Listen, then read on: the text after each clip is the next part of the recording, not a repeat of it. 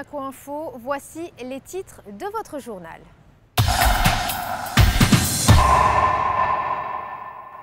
Nous ouvrirons avec le Club Éco qui s'est réuni ce mardi matin au terme marin Monte-Carlo.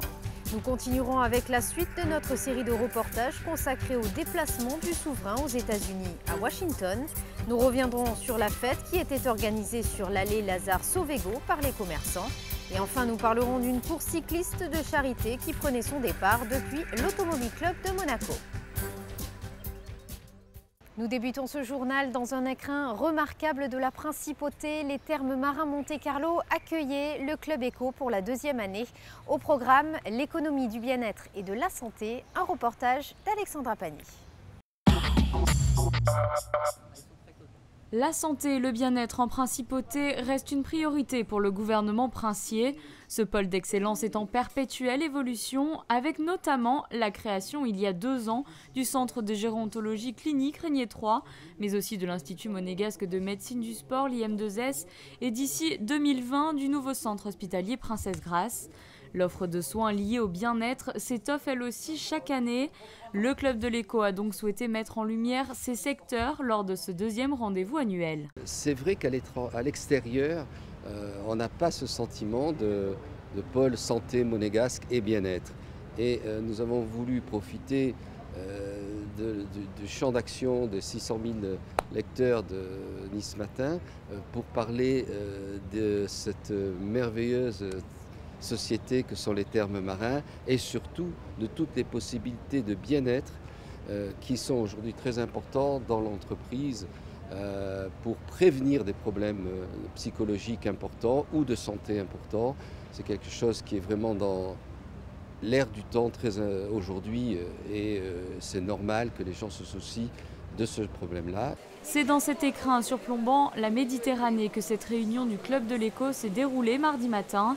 Depuis leur rénovation, les thermes marins Monte-Carlo proposent une offre de soins diversifiée. Nos installations ont vu naître entre guillemets un espace balnéaire qui a été reboosté avec toujours des saunas hommes et femmes, bien entendu. Le banya, le fameux banya pour les hommes, puisque nous allons jusqu'à plus de 100 degrés avec toutes les installations banya que nous connaissons.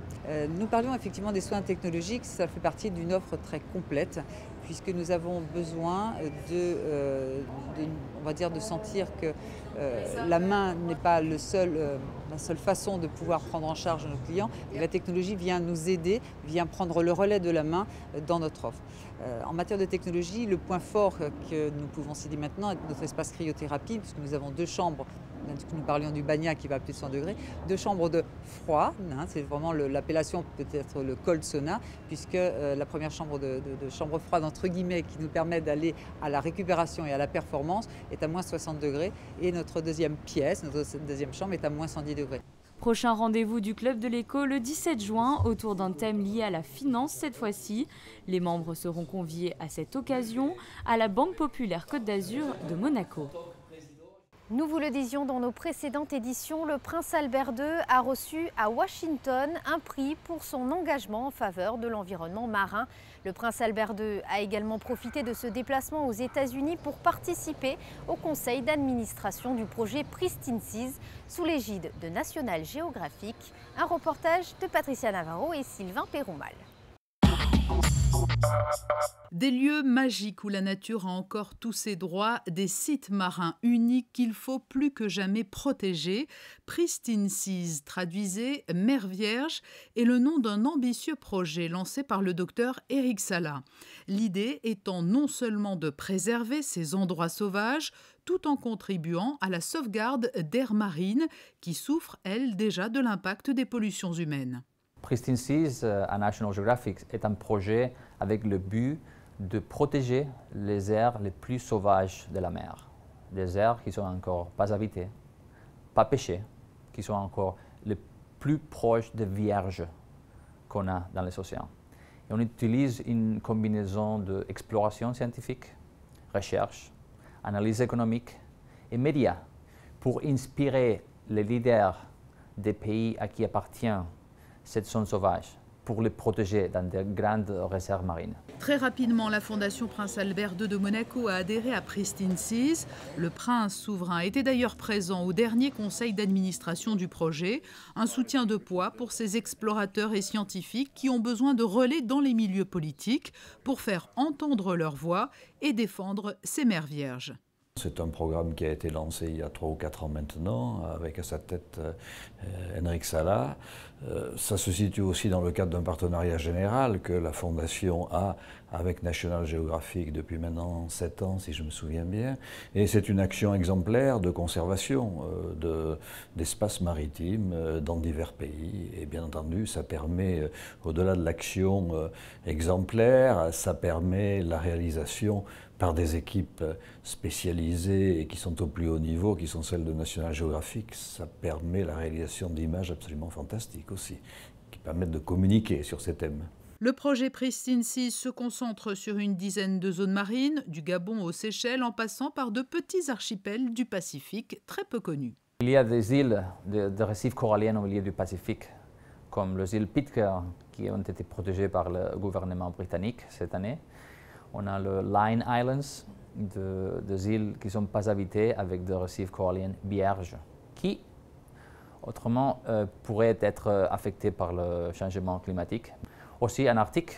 En Arctique, on a des zones où on travaille qui sont encore vierges, mais la glace est en train de disparaître et des études scientifiques nous montrent qu'à l'année 2040, il n'y aura plus de glace dans l'océan Arctique en été. Alors ce sont des zones très importantes à protéger maintenant pour les aider à adapter mieux au réchauffement climatique.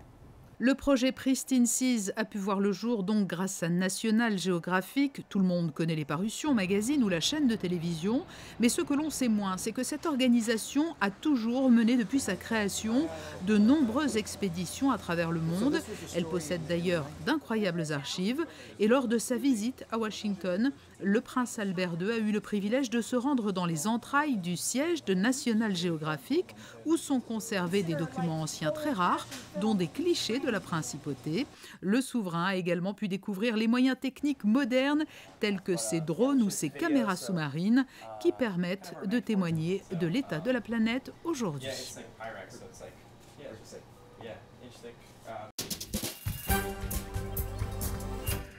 Et dans le reste de l'actualité monégasque, vous le découvrez sur ces images. Une nouvelle conférence de presse a été organisée au Conseil national. Divers sujets ont été ainsi abordés avant les séances publiques de la session de printemps, comme la future élection du président et du vice-président.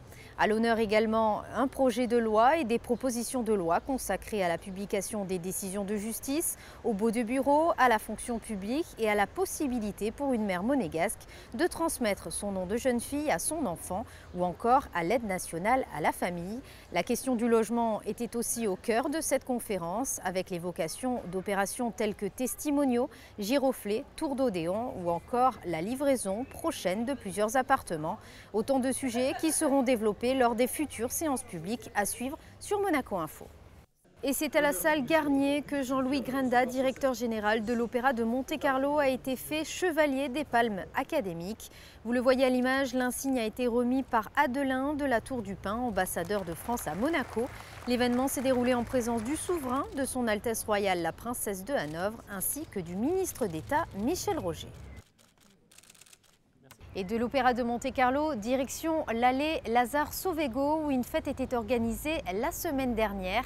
Une célébration à l'initiative des commerçants du quartier afin de faire découvrir cet endroit encore méconnu à Monaco. Anthony Micou vous en dit plus. Une centaine de personnes se sont retrouvées autour d'un verre et d'une portion de barbajoin. Il règne ici un esprit de camaraderie. Une fois les travaux du lycée technique terminés, le quartier a pu se prendre véritablement en main. Les commerçants sont tous soudés, à commencer par le magasin de graphisme Mulligraph qui fête ses 65 ans d'existence. Il y a toujours eu une bonne ambiance entre les différents commerces. On a toujours réussi à travailler ensemble et à créer une bonne ambiance de quartier. Et c'est ça qu'on trouve sympa justement dans ce quartier, dans cette allée. On est peu et on se côtoie tous les jours, donc on garde des bons voisinages, des rapports de bon voisinage. C'est pour ça qu'on fait ce genre de soirée, toujours histoire de développer l'activité du quartier, de le faire connaître, qu'on active, on change nos stratégies en mettant par exemple des coques de téléphone et autres, histoire de pouvoir attirer plus de personnes et d'attirer le consommateur final. L'énergie passée à s'apprécier, c'est 10 fois plus facile que l'énergie à se détester ou à se rivaliser ou à se trouver des trucs comme ça. Donc voilà, c'est pour ça que c'est mieux d'être amis. On s'est dit pourquoi pas créer une espèce d'animation dans ce quartier, faire venir les gens et faire découvrir ce quartier, parce que finalement, à part ceux qui y habitent, pas grand monde le connaît. Voilà, c'est pour ça qu'on a dit on va faire une grosse fête de quartier pour faire connaître. Cette soirée a également été marquée par l'inauguration d'Image In, un cabinet d'imagerie médicale au numéro 9 de l'Allée, de bon augure pour son développement. Je crois qu'il y a une bonne implantation de nouvelles activités, de nouveaux commerces depuis quelques temps dans le quartier. Et ce soir, donc, on inaugurait effectivement un cabinet de radiologie. Et je crois que ça fait plaisir, effectivement, de voir que les gens viennent et commencent à prendre l'habitude de venir aussi faire leurs courses et rencontrer les commerçants et les animations de ce quartier. On sent effectivement peut-être que les nouveaux commerçants qui sont installés ont apporté le plus et les compléments d'activité qui manquaient. Et je crois qu'avec le temps, on sent vraiment que, on va dire, le blé est en train de lever et la mayonnaise est en train de prendre. Voilà. L'installation d'Image In dans les locaux d'un ancien bar était un challenge technologique. Le projet a mis 1 an et demi à se concrétiser, mais la clientèle doit encore s'habituer à cette nouvelle adresse. C'est un quartier qui n'est pas connu, ça c'est une évidence, et c'est vraiment extrêmement dommage parce que un des préceptes du cabinet, c'est que les gens ne viennent pas par hasard nous voir. Donc on les fait venir sur l'allée Lazare-Sauvégot, et beaucoup de gens sont vraiment très étonnés par ce cadre sur Monaco. L'idée, c'est que les gens, une fois qu'ils découvrent l'allée, ils puissent y rester. C'est-à-dire qu'il faut que les commerces soient attractifs, il faut qu'il y ait des choses à découvrir, il faut qu'il y ait de la restauration, il faut qu'il y ait de la vie vraiment sur cette dalle, et c'est ce qui est en train d'apparaître. Donc nous, on est un petit peu en amont, et l'idée, c'est que les autres puissent faire rester les gens sur place. Tous les voyants semblent donc au vert. Les efforts réalisés par les différentes enseignes conjugués au bouche à oreille pourraient prochainement permettre au quartier de décoller. Et en cette semaine de Grand Prix, des pilotes automobiles participaient ce mardi à une course cycliste de charité en faveur de la Sean Edwards Foundation. Le départ a été donné depuis l'Automobile Club de Monaco et Anthony Micou était sur place. Sean Edwards a trouvé la mort il y a 2 ans en Australie alors qu'il accompagnait un jeune élève lors d'un cours de pilotage. Il avait 26 ans, ancien résident monégasque, le Britannique était licencié à l'ACM. Une fondation créée par sa mère met en place des initiatives pour éduquer les pilotes à la sécurité dans leur sport. Tous les pilotes à qui j'ai demandé ce qu'ils ont appris à propos de la sécurité dans leur carrière m'ont répondu que là où ils ont le plus appris, était lors de leur passage en catégorie supérieure. Ce n'est donc qu'à l'instant où ils arrivent en haut de la hiérarchie qu'ils maîtrisent la sécurité. J'ai donc réfléchi et je me suis dit comment peut-on progresser. Je pense qu'il faut éduquer les pilotes dès le niveau le plus basique. Il faut leur expliquer les choses avant même qu'ils ne montent dans leur voiture. C'est pourquoi j'ai créé une sorte de test en ligne. 250 pilotes s'y sont déjà inscrits cette année. Impliqués, ses amis tiennent régulièrement à lui rendre hommage. Ils ont ce mardi matin effectué un tour du circuit de Formule 1 avant de prendre la direction de l'Italie. Tous portaient une tenue à l'effigie de la fondation. On est encore très triste après ce qui s'est produit. Pour sa famille et l'ensemble de la communauté du sport automobile, c'était un très grand pilote. Donc la moindre des choses que l'on puisse faire, c'est monter sur notre vélo et faire le tour que l'on était habitué à faire en sa compagnie. Il adorait déguster son café à Dolce Acqua et on ne cesse de penser à lui. Après les accidents qui ont frappé le sport automobile ces derniers mois, des mesures ont été pensées afin d'éviter que des drames se reproduisent. Je sais qu'il y aura un long chemin avant d'améliorer la sécurité. Dans le sport automobile, on tente des choses pour aider à parfaire nos conditions. Nous sommes sur la bonne voie et il faudra être vigilant pour alerter les plus jeunes générations qui arrivent, en espérant que notre sport devienne plus sûr. En mémoire du regretté Sean Edwards, sa fondation prépare un autre ride bike qui aura lieu durant les prochaines 24 heures de Dubaï, une compétition qu'il avait remportée à 2 reprises en 2012 et 2013.